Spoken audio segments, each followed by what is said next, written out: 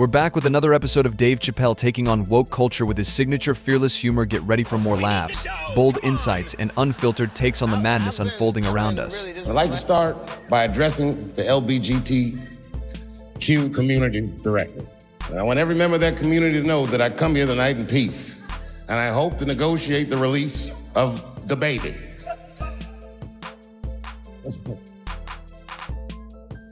The baby was the #1 streaming artist until about a couple weeks ago. He took a nasty spill on stage and said some wild stuff about the LGBTQ community during a concert in Florida. Now, you know I go hard in the paint, but even I saw that shit and was like, God damn, the baby. Ooh, he pushed the button, didn't he?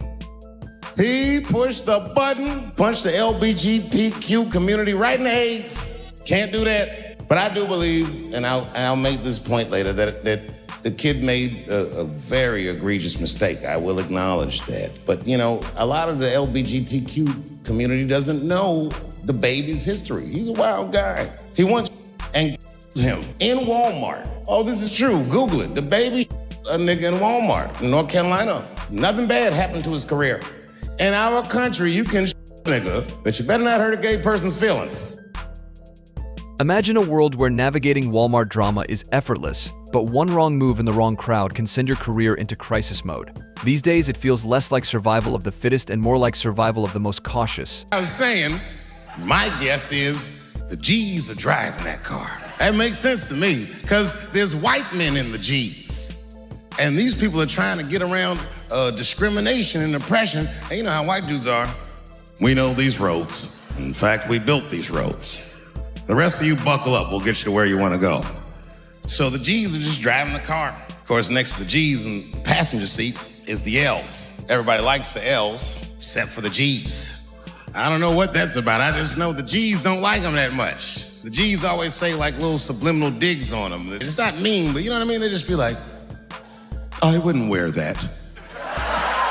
The only thing that breaks the tension between the L's and the G's are the B's in the back seat. If it's one thing that the L's and the G's agree on, is that the B's are gross. They seem greedy to the L's and the G's, you know what I mean? They're just sitting in the back seat like, yeah, man, I'll anybody in this car. What's going on, man? And sitting next to the B's, all the way in the back seat by themselves, looking out the window, that's the T's. Everybody in the car respects the T's, but everyone also resents the T's. It's not the T's' fault, but everyone in the car just feels like the T's are making the trip take longer. Anything the T's say gets on everybody's nerves. And then the T's don't even say anything bad. They just be in the back talking to himself. I'm hot. Shut up. Shut the up, okay? What? Just said I was hot. Could you pull over at the next exit? I need to use the restroom. There is not a restroom for you for 4 states, nigga. Will you just shut the up so we can get where we're going? And just when that car can't get any more tense, the Q's are a hitchhiker that they pick up on the road. Some white dude in booty shorts is walking down the freeway.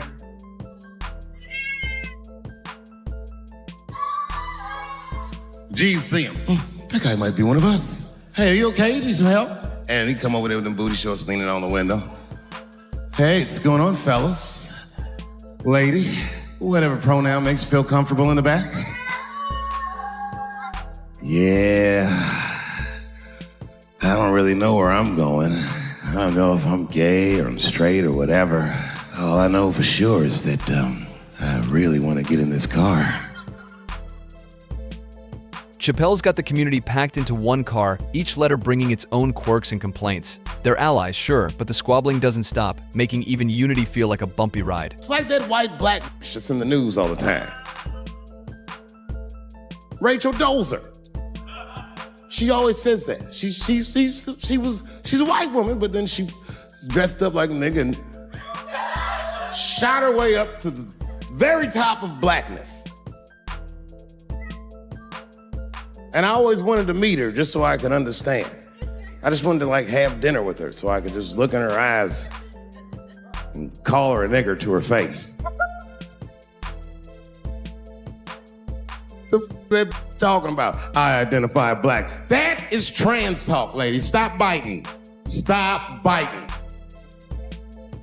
There's a big difference between her and a trans. The difference between her and a trans is I believe transgenders.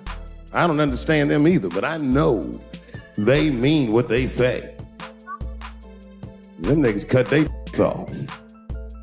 That's all the proof I need.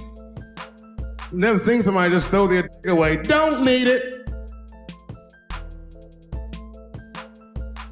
It's like showing up to a cookout claiming to be family but not bringing a single dish. As Dave sees it, some things can't be faked by just dressing the part if you want a seat at the table. You'll need more than a new look and a convincing story. Network television, they have a department that's called Standards and Practices. This is the department that tells you what you can and cannot say on television. And if you're doing your job well, you should never hear from them. But if you're making a Chappelle show, you'll hear from these all the time. And remember, this is 15 years ago. I made a mistake. I didn't even know I had done anything wrong. I had written a sketch that had the word in it.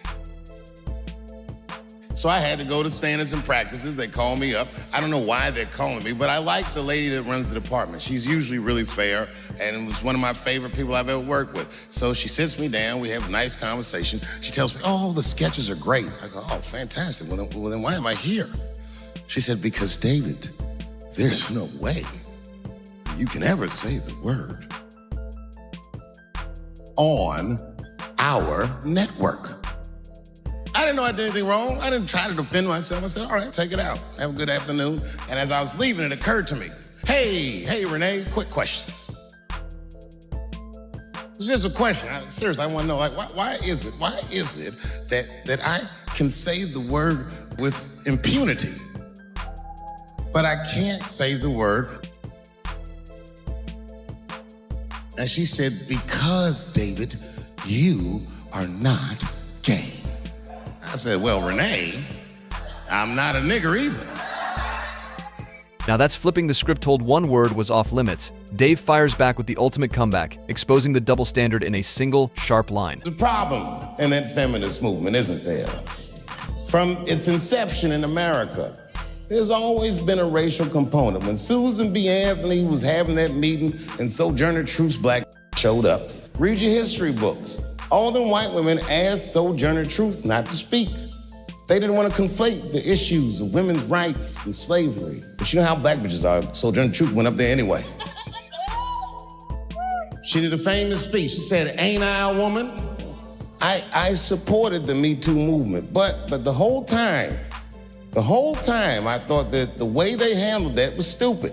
They were going to the Golden Globes, and all of them would be like, let's all go to the Golden Globes and wear black dresses to give these men a piece of our minds. That is not gonna work.